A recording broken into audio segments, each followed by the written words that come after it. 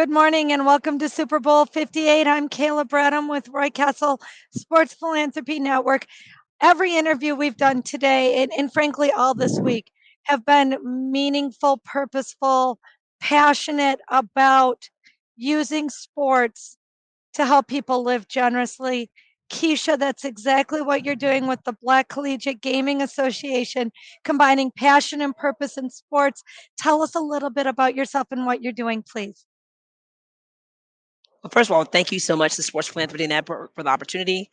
We've created several brands out of the Black Collegiate Gaming Association. As a Black woman who's been playing video games for over 40 years, and 3 years ago, when my nephew was being chastised about being on his computer and on his PC playing all the time, I found then and there was an amazing opportunity to get more people to look like me and my nephew into the gaming industry. And we've been in the industry since day one. But there's a lot more work that needs to be done, so we have more representation across the board, whether that's as entrepreneurs, as working at gaming corporations, and or being individual developers and designers. And so we are doing everything we can through our five strategic platforms: education, careers, mentorship, scholarship, and we have 16 gaming labs built on HBCU campuses in 9 states around the country. What we can to make sure we get more Blacks and women of color into this space. And so I'm excited to be here today, where we worked with and around the NFL. EA and Madden is a partner of ours. They're giving scholarships. They're providing internship opportunities for students to get into this space.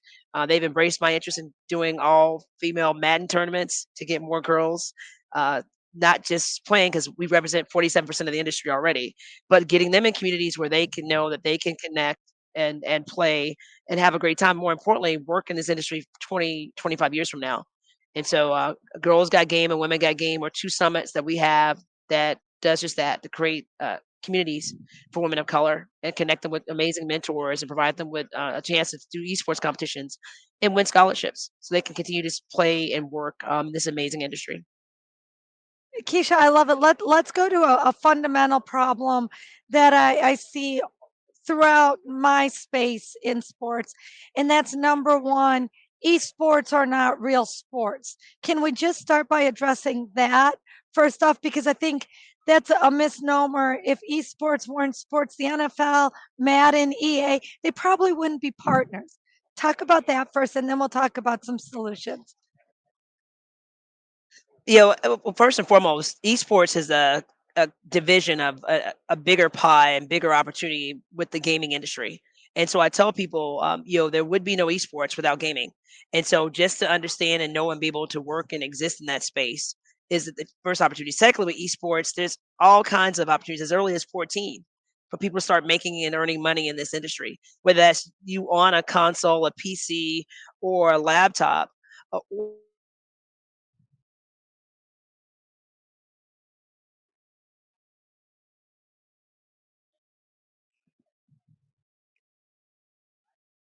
uh, in terms of the space there. And in esports right now, there's 200 colleges around the country that's giving scholarships, full or partial scholarships for you to play on their esports teams.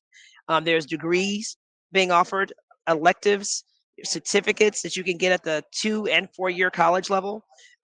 So for someone to say, and there's easily 400 colleges around the country right now that are playing competitively in esports, and students can go there and play on teams, and they can graduate from college and then go and work in the industry, or they can intern or do externships while they're there. So it's definitely all kinds of opportunities before you go to college, while they're in high school right now, and then all the way through and post college graduation.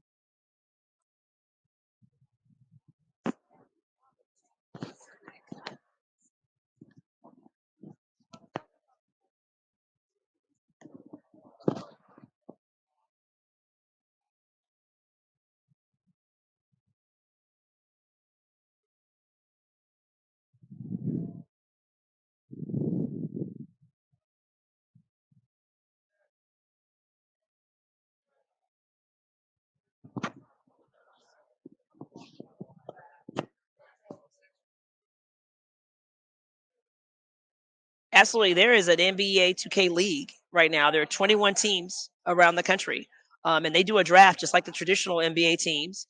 And students, the students that are selected players are selected can start earning anywhere from $60,000 and up a year. And they get housing paid for by the NBA team, and they're practicing every day at the same facilities where the traditional 11-player NBA teams are practicing playing, and they compete and play in a regular season in esports, just like they do in the traditional sports basketball courts. And they're making money, and they're competing. There's playoffs, there's the finals, just like you have in the traditional NBA teams. Um, there's rumors that Madden is going to be doing something similar, and creating NFL teams as well, esports teams with the NFL teams in partnership. And so I'm excited about that because Madden is and continues to be one of my favorite games of all time in esports.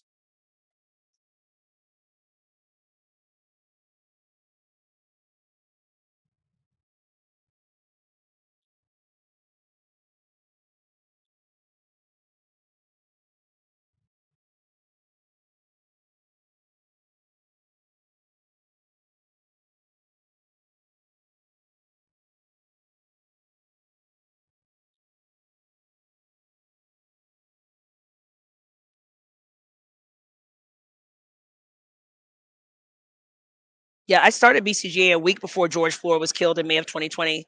And then that after that week, people started seeing and figuring out what we've known all along: one, that Black Lives Matter; two, that HBCUs have been an amazing part of the entire country and have graduated some of the biggest professionals in law and medicine, in engineering and journalism. I can go on and on.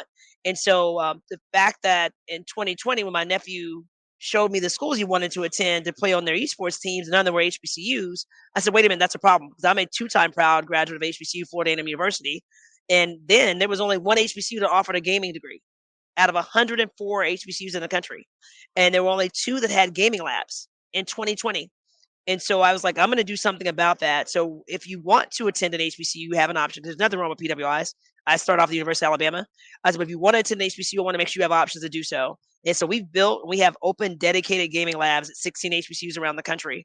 And then there's other companies similar to mine who are started opening labs as well. So, to my knowledge, there's probably about 27 HBCUs right now that have labs on their campuses, and we're now starting to offer elective classes, minors, certificates in gaming and esports at the HBCU levels, and scholarships. So I'm super excited about the progress we've made.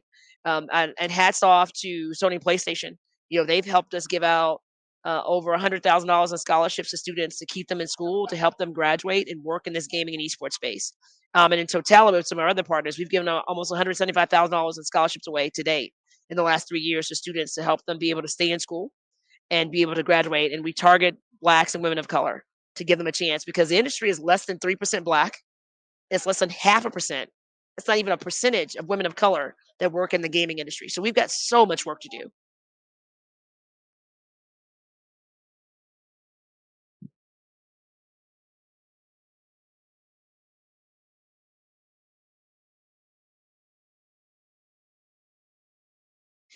I think the greatest opportunity is it's creating more associations, platforms, organizations that help students to realize that you don't have to be a coder, you don't have to be a software engineer or a game designer to work and strive in this industry. So we continue to tell students about the opportunities that exist in music and sound, animation, graphic design, PR, social media content, actually working the cameras, broadcasting, management, accounting. So when we're and our corporate partners are traveling with us, we've got careers and conversations platforms we've created. Our women got game. We have a Black College Con, a Girls Got Game, and a Corners of College program. So we continue to let them know it's so much bigger than what people have told you for years that the gaming industry exists, and it's so much bigger than that. So that's helped a lot. The other thing too is parents. You've got to have parents. Parents have got to continue to encourage their students, not discourage them about playing video games. Because, like I said, they can now go to college on a full ride playing video games. They can go in the military and play video games. They can get a certificate after high school and work in and around video games. They can go to 2-year college and work and play in the video game space. So continuing to get that message out there and make sure parents are encouraging their students to stay in this space as well. This was going to be key. And the technology changes at such a fast pace, right? You look around this room today, most of the careers that are going on around Radio Row, right, didn't exist 20 years ago with the Absolutely. opportunity for video, for phones, for social media, for everything that goes on. And so when you look at the careers that are coming up in the gaming industry, right, as you said, they apply in so many spheres of the professional world, including medicine and law and finance and everything else. So, you're based out of Atlanta. Tell us, what you see as that expansion for the work that you're doing. Yeah, so we're actually between the 16 HBCUs in 9 states. We're also going to we'll be next week at All Star in Indianapolis, telling our story, working with some of our professional athlete clients and partners. We'll be at the ESPYS in July, doing a pre ESPYS event. We're going to be at the MLB All Star Weekend in Arlington. So we're continuing to go. We'll be at the Women's Final Four in Cleveland. Cleveland. So we're continuing to go to. We'll be at the Game Developer Conference out in San Francisco in March during Women's History Month. We're going to be out at Afrotech in Houston. So we're continuing to go around the country and then working and doing events, activities in the communities that surround these events, so they know that we're out here, we exist, and that there's opportunity platforms to help their students to get involved in and work in this space. And I tell them, mobile phone gaming is probably is the first largest revenue in the gaming space, and a lot of people don't know that, playing on phones. And most people say they're not gamers, and they're on their phones all the time playing video games. And I was like, I told my mom that. I'm like, and she turned 72 next week. I'm like, Mom, you're a gamer. You're on Candy Crush all the time. You're a gamer just like I am. Admit it. So just helping people to understand that gaming is a lot bigger and larger than they even think and imagine, and helping them to connect the dots.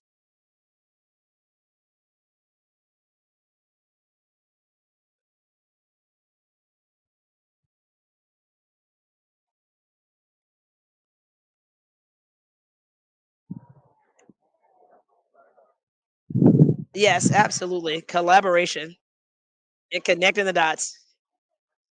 Yes.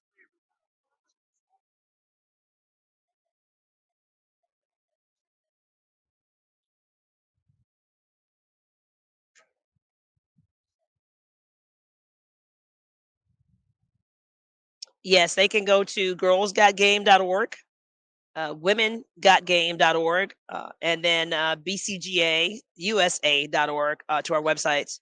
And then we're on social media across all platforms at BCGA USA.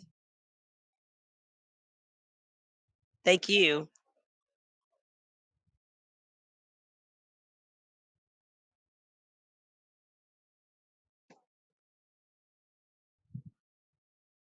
Yes, I just want to thank you and Roy and Kayla because allowing this platform and to be able to get information out about, and we continue to make sure we offer these opportunities free of charge, so that parents and students don't have to worry about having the money to be able to get this access to these opportunities. So we thank you for this platform today.